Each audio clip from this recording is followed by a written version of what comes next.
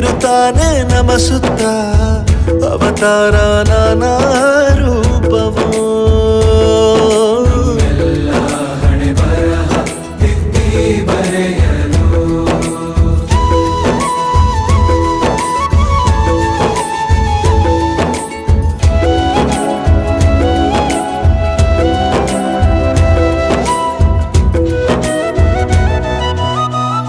ಬಾಳಲ್ಲಿ ಲೆಕ್ಕ ಎಷ್ಟು ಮುಖ್ಯ ಎಂಬುದ ಬೆರಳಲ್ಲೇ ತೋರಿ ಕಲಿಸಿದ ಗುರುಗಳೇ.